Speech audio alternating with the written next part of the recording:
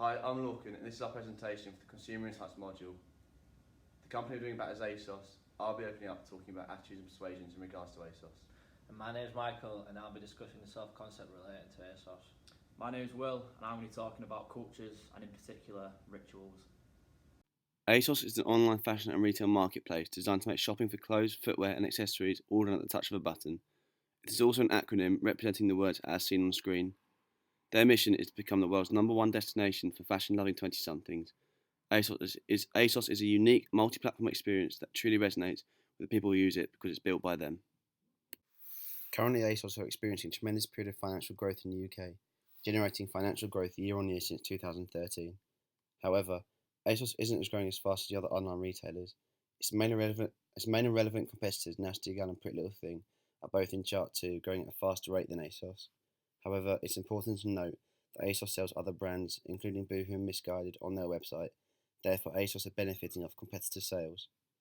The main rivals to Asos, as stated previously, Nasty Gal, Pretty Little Thing, Boohoo and Missguided, all serve as an online fashion retail platform.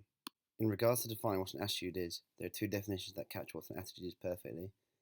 Definition 1, as stated by Smidgen and Plastini, is that an attitude is made up of what we think, what we feel, and what we do. What we think is a product of an accumulation of knowledge about either a brand or a product.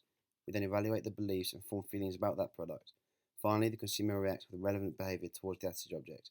This is what we do. Definition 2 explains that attitudes are innate and that we cannot be born with attitudes. They are learned pockets of information we form through experience. It further describes how once we form an attitude, changing it is hard as attitudes are enduring and persist over time. Hyde's balance theory shows how people develop attitudes towards either other people or in this context, towards other products or brands. Balance theory suggests that through the use of triads, an individual or consumer is motivated to alter their attitude in order to remain balanced with the rest of the triad. In a marketing sense, a triad contains a consumer and their attitude towards an attitude object, in this case Asos, and another person or attitude object, in this case a celebrity or celebrity endorser. So how does balance theory apply to a brand like Asos? For example, Asos chose former Love Islander Ovi Soko to be the new face of the brand. On the show, he was the most popular contestant, making it all the way to the final. Consumer has a positive attitude towards Asos due to their offering a student discount and diverse range of well-priced clothes. Consumer A, however, dislikes Love Island and refuses to watch it because of the controversy surrounding the issue of mental health following the suicide of two former contestants, with Love Island being criticised for the lack of post-show treatment and an unrealistic perception of how people should look appearance-wise. Therefore, putting a Love Islander as the face of the brand could be seen as a risk to the reputation of Asos. As a result, consumer dislikes Love Island as a program and in turn has a negative attitude towards OV. This creates an unbalanced triad as the consumer's attitudes are not matched in accordance with the rest of the triad. The consumer is naturally motivated to balance their attitude to make the triad consistent. The consumer now has a negative attitude towards Asos due to their endorsement of Love Island and making a former Love Islander the face of the brand. Consumer A's feelings towards the issue of mental health implications on young adults and contestants of the show outweigh their once positive attitude towards Asos, and their negative attitude towards Ovi hasn't changed and has indeed influenced a negative attitude towards Asos. The attitudes within the triad are now matched, and therefore Consumer A has developed a balanced attitude. Whereas Asos chose a former Love Island face of the brand, Boohoo chose Grammy-winning artist, rapper Quavo, who also has 20 million Instagram followers. Consumer A dislikes Boohoo due to the poor quality of clothing, problems with delivery service, and for the fact that Boohoo doesn't offer other brands' clothing. However, Consumer A is a big fan of Quavo's music and follows him on social media. Therefore, Consumer A has a positive attitude towards Quavo. The triad is unbalanced yet again, as the attitudes towards various aspects of the triad are not matched. Therefore, the individual alters their attitudes that is now balanced. In order to balance attitudes, Consumer A has developed positive attitudes towards Boohoo due to his positive attitude towards Quavo, influencing Consumer A to alter his feelings. Consumer A is a fan of Quavo and his Boohoo range of clothes, and as a result, likes Boohoo. The triad is now balanced as Consumer A has both positive feelings towards Quavo and more recently Boohoo. In this part of the presentation, I'll be discussing self-concept regarding consumer behaviour. Solomon et al. Defines the self-concept as the belief a person holds about their attributes and how they evaluate these qualities, meaning that the consumers create an identity for themselves based on their perceptions, lifestyle and feelings. Self-concept is a vital factor that affects consumer behaviour. According to Rosenberg, Rosenberg, it is usually construed from a multidimensional perspective, meaning every individual outlet knows the actual self and has an ideal self. An actual self is defined as the reality of what a person is and the attributes they already have and the ones they do not have, whereas ideal self is defined as the way a person is hoping to identify themselves by creating and shaping their identity through the inspiration of goals and desires.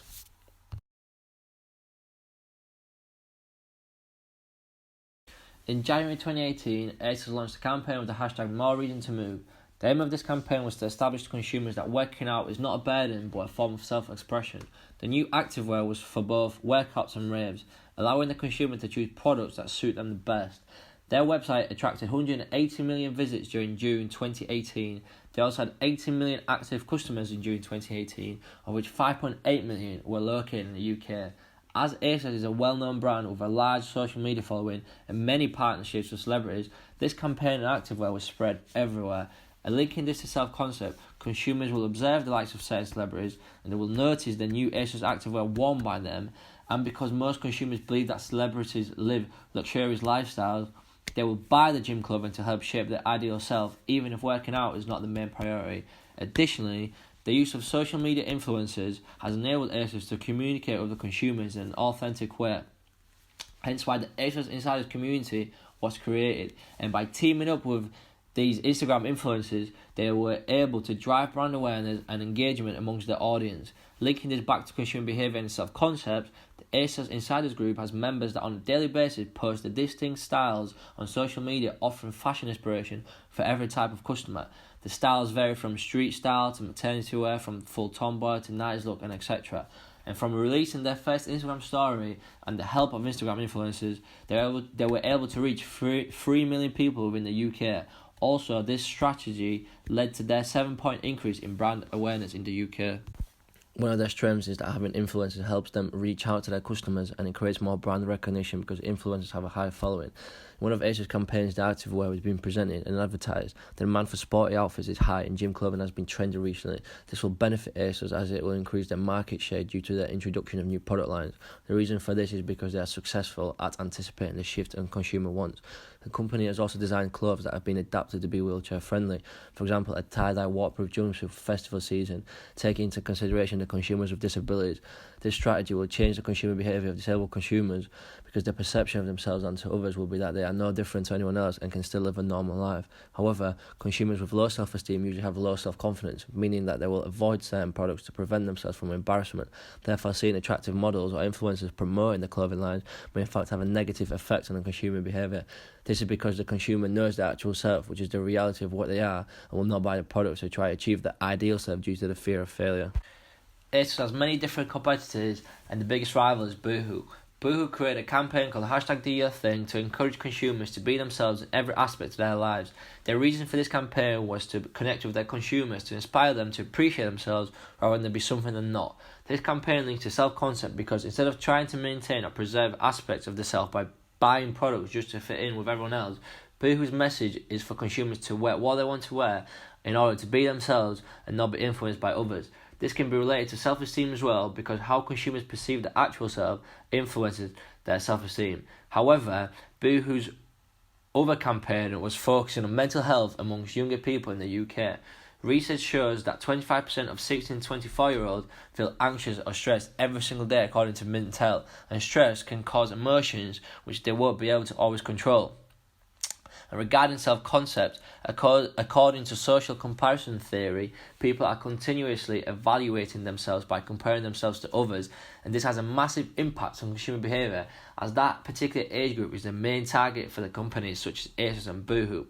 Comparing Boohoo strategies to Asos strategies, the way Boohoo is different is that Boohoo focuses on engaging with consumers and encouraging them to buy the products through ways that are not mainly based on fashion and style. The mental health campaign being the prime example. For Boohoo, it's about connecting with consumers and letting them know that they care about them, whereas Asos mainly focuses on different looks and styles they can offer to any type of customer, but they don't attempt to emotionally connect with them. The similarity between the two is that the priority for both companies is still offering and distributing the best fashionable clothing categories to satisfy the needs and wants of their customers. So moving on, I'm going to be talking about culture. So, how would you define culture? According to Hofstede, culture is the collective programming of the mind which distinguishes the members of one group or category of people from another. In essence, culture is society's personality. Culture can have a massive impact on how a consumer thinks and can determine how they choose to purchase a product. This can be related to the consumer decision-making process, as consumers may feel there are certain norms amongst their society to buy a specific type of product. For example, in football streetwear, it's extremely common to wear designer brand Stone Island, so consumers in that market segmentation may feel inclined to purchase a product from that particular brand. Furthermore, there are underlying elements of culture such as social norms, values, and rituals. They all have different importance, and the objectives of a business can influence which element they focus on. According to Hong, social norms can be described as rules which govern what is right or wrong, or what is acceptable or unacceptable in a particular culture, with values being described as a belief that one condition is preferable to the opposite. And finally, rituals being described as more meaningful practices with an underlying meaning that are repeated. Our company, Asos, tend to focus on the latter as it presents more profitable opportunities for them. So, looking further into what a ritual is, Handel described a ritual as meaningful practices. Often there is symbolism involved and a real sense of purpose. A big part of it is your subjective experience of the activity. Rituals are something that the consumer is invested in and are willing to spend money on. They can either be family-based rituals like Christmas or public-based rituals such as festivals. Businesses can bring out various products based on these rituals, and consumers will buy into them at different points throughout the year, and they can be extremely profitable. A great example of this would be Cadbury's cream eggs, which are only produced around Easter time, but they are still Cadbury's most popular offering. According to EatThis.com, 500 million cream eggs are made each year and sees massive profit margins for the company. So ASOS tend to base their communications around certain rituals depending on the time of year. A prominent moneymaker for the company is Christmas time, and according to Statista, consumers spend an average of £294 on gifts around the festive season, so it's vital that they take advantage of this. And this is done in various ways. Looking at the first image, ASOS have produced Christmas jumpers in order to meet the consumer's particular ritual. Christmas jumpers have increased in popularity recently, and ASOS are keeping up with this trend by producing these themed products. Furthermore, looking at the second photo, ASOS use their social media channels in order to bring hype towards their ritual with a tweet saying, "It's 1 month till Christmas." This can be related to Chris Phil's drip model, as this particular communication method uses Christmas to remind the consumer of ASOS. This can also potentially influence the consumer to then go on the website and look at their Christmas products. Looking at the third photo, they also go the extra mile by producing festive extras, which is a product range of around 169 items. This ranges from accessories to decorations and shows how far they are prepared to go to fulfill the consumer's needs around this cultural ritual. This is an example of an exchange ritual, as ASOS are providing the opportunity for a consumer to gift someone a themed present around the ritual. Another ritual that ASOS have recently caught onto is Black Friday/Cyber Monday. So Black Friday refers to the first day of the year that companies make profit. However, it's seen as more of a facade to get people online. So ASOS use this ritual with a massive 70% off everything ad as soon as you go onto the website. This aims to drive traffic and can draw new consumers that may see other products that aren't on sale and choose to buy them as well. This is seen as a form of self-gifting, as the consumer may see the sales promotion and choose to buy themselves something as it's just too good to miss and they feel they won't get this offer again. So finally, looking at ASOS competitors, they all use cultural rituals as expected, and these can come in the form of Valentine's Day to Halloween to, of course, Christmas. So unlike ASOS, Boohoo.com have chosen to do a Christmas ad, which isn't actually common among these type of retailers. This manages to create hype around the festive season and reminds the consumer of the business. It also allows them to distribute their promotions around the ritual over different channels and potentially reach a wider audience. PrettyLittleThing.com can also be seen using Black Friday/Cyber Monday in their promotions, and this again can encourage consumers to self-gift as the prices are just too good to miss. Furthermore, they do something which ASOS don't do and merge two rituals together as they promote 75% off the winter collection, merging both Black Friday and Christmas. So finally, looking at Missguided.com, they also use Christmas in their promotions. However, they're a lot more toned down and they focus more on social media aspects to promote their business. and this is something that Asos could take inspiration from. So all in all, culture is something which businesses take very seriously, and certain rituals can be massive money makers for companies, and as shown, Asos use it in various ways, and are quite successful at it with themed products, different product ranges, but they could also improve their communications by looking at their competitors and in particular boohoo.com.